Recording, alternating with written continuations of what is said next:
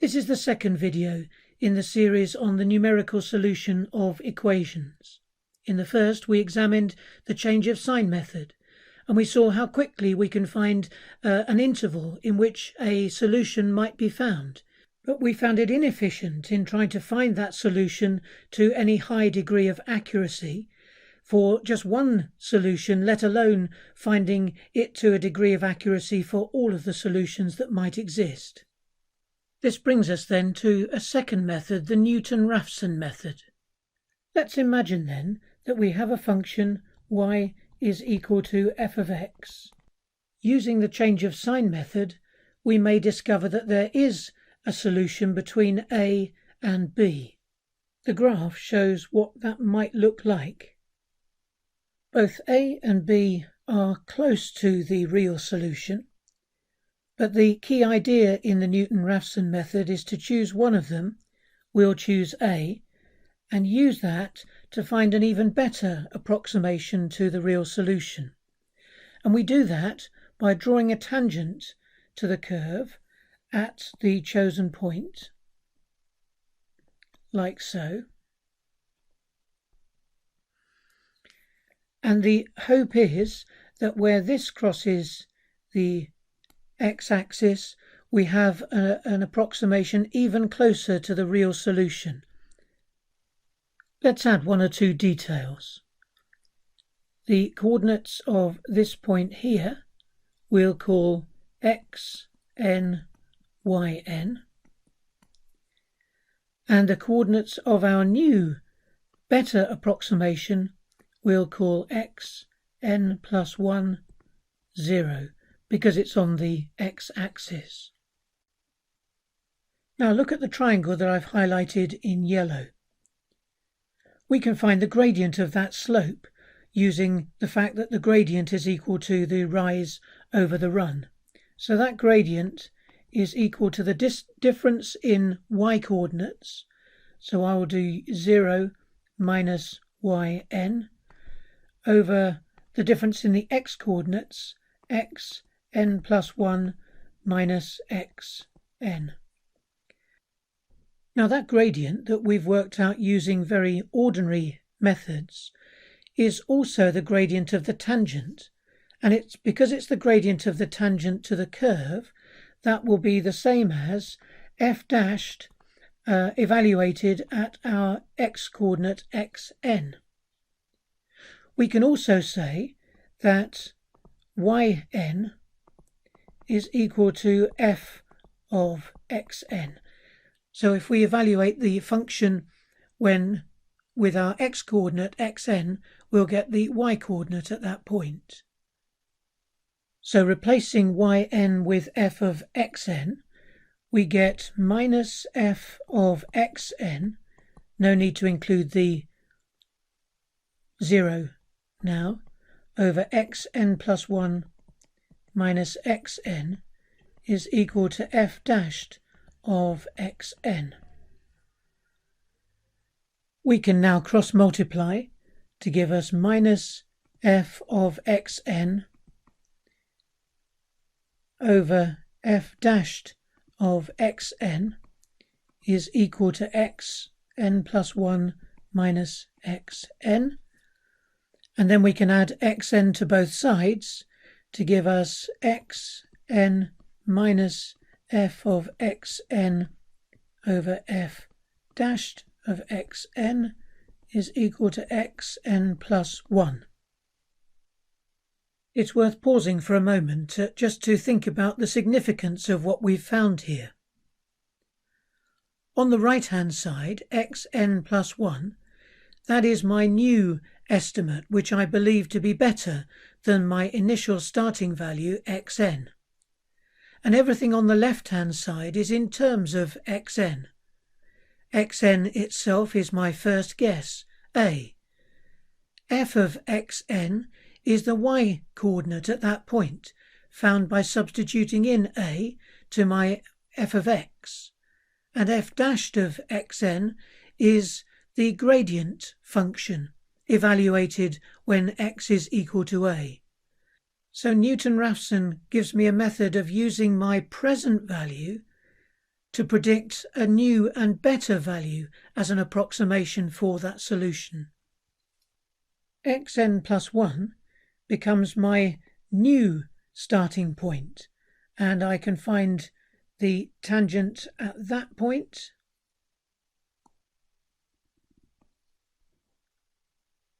And I'm now much closer to the real solution. This process may need to be repeated a number of times until you find the real solution to the correct degree of accuracy. But you can see already that this is going to be significantly quicker than using the change of sign method. So here is the Newton-Raphson relationship in the form that we more normally would see it. We're now going to use it to solve the problem that we began with in our first video on the change of sign method. And we're rather ambitiously going to try to find all of the solutions to the equation x cubed minus 7x minus 5 equals 0. And we want to do them to 3 decimal places, which with the change of sign method would have been almost unthinkable. Well, what we did find from the change of sign method was that there is one solution between minus 3 and minus 2, another between minus 1 and 0, and another between 2 and 3. And for the purposes of this, we're going to be using the highlighted values as our starting values. But before we can begin that, we need to remember that f of x, in our case, will be x cubed minus 7x minus 5, and therefore f dashed of x, the first derivative of that function, will be 3x squared minus 7. Okay, let's begin then to try to find our first solution, the one between minus 3 and minus 2, and we're going to use as our starting value x0 equals minus 3. That's going to be my first guess at the solution. And so wherever I see xn in the Newton-Raphson relationship, I'm replacing it with minus 3, and I'm substituting negative 3 into f of x for the numerator of that fraction, and I'm substituting negative 3 into f dashed of x for the denominator.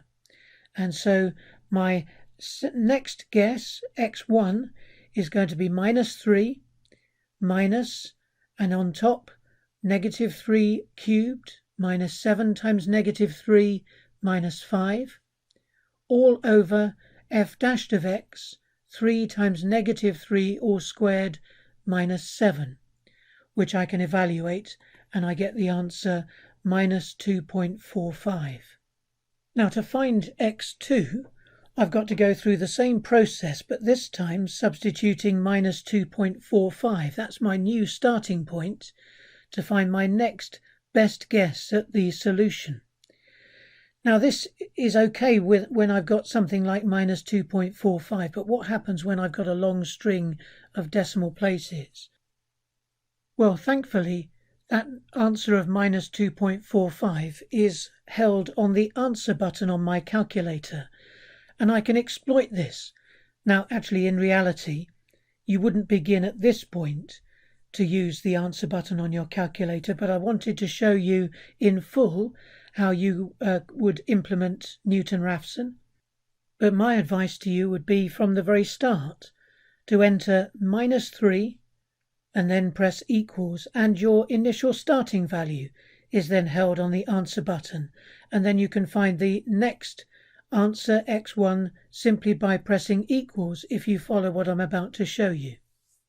Having chosen our starting value x0 to be minus 3, we first of all enter minus 3 and then press equals, and that will now hold negative 3 on the answer button on your calculator. Be a little careful here. Some of you, when you're using your calculator for negative values, use the minus key rather than the negative key, and if you've already got an answer on your calculator, you may get a surprising result, so be very careful. Now, wherever we see in the x1 equals relationship in red above, negative 3, we're actually going to press the answer button on our calculator. And so we begin by entering answer minus. Then we need a fraction, and so we press the fraction button on our calculator. That puts us into the numerator. So we can then press answer cubed minus 7 times answer minus 5. Then we need to get into the denominator, so press the down key, and finally enter the denominator 3 times answer squared minus 7, and then equals. Now if you go through all of that, you should end up with x1 equals minus 2.45. And now all we need to do is press equals again, and we'll find x2, which should be minus 2.2177. There are more decimal places shown, but since we're trying to find the answer correct to 3 decimal places, I'm only recording it to 4 decimal places. Press equals again, and I'll find x3 minus 2.1682, x4 minus 2.1660, x5 again minus 2.1660, and this already within those first few iterations has suggested that this solution should be minus 2.166. But we need to check this by performing a change of sign test between the upper and lower bound for minus 2.166.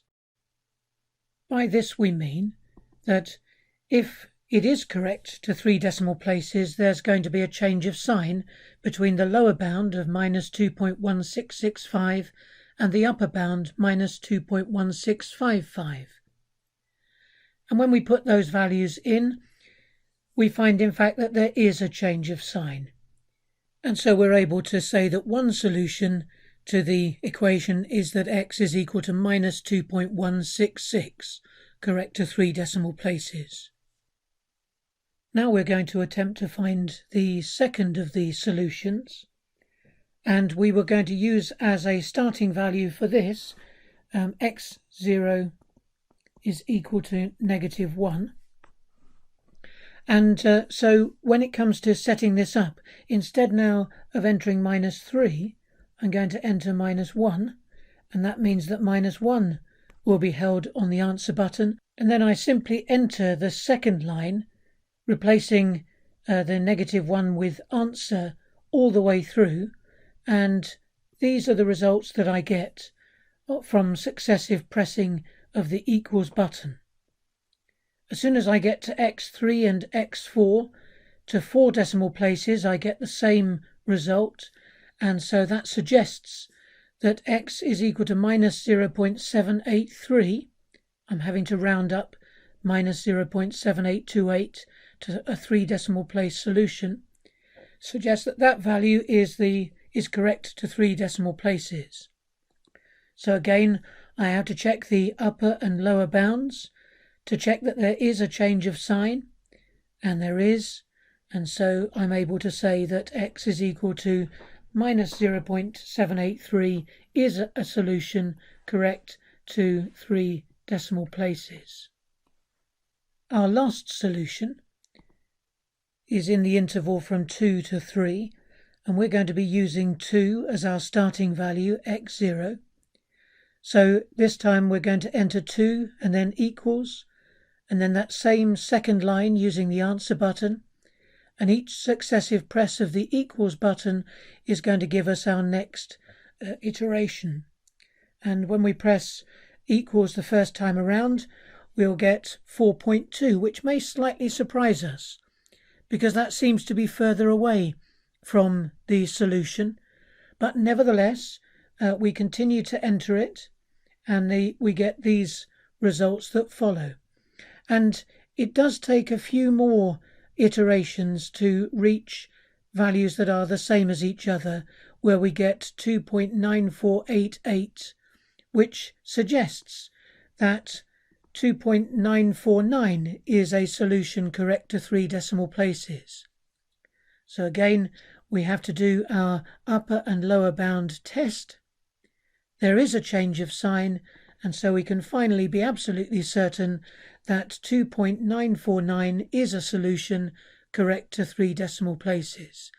And so we found all 3 of the solutions to that equation to the desired degree of accuracy, and all very quickly and efficiently using this method. Finally then, an example perhaps a little more like that which you might get in an exam question. In other words, we're only finding one root.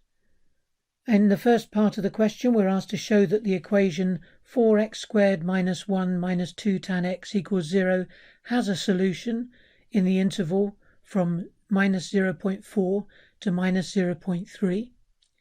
So, by implication, we're directed to use the change of sign method in that part. It's important to say that whenever you're doing these questions and you're dealing with a trig function, that you should be in radian mode on your calculator.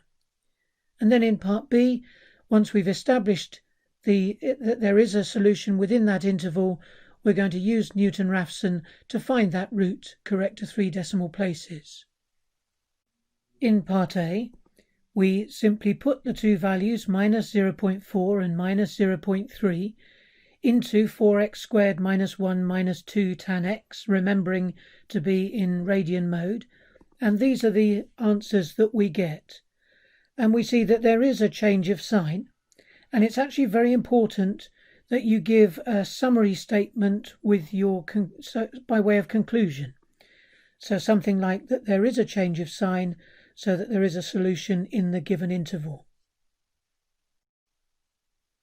Moving on then to part B, we identify f of x to be 4x squared minus 1 minus 2 tan x. And for Newton-Raphson, we've got to differentiate this.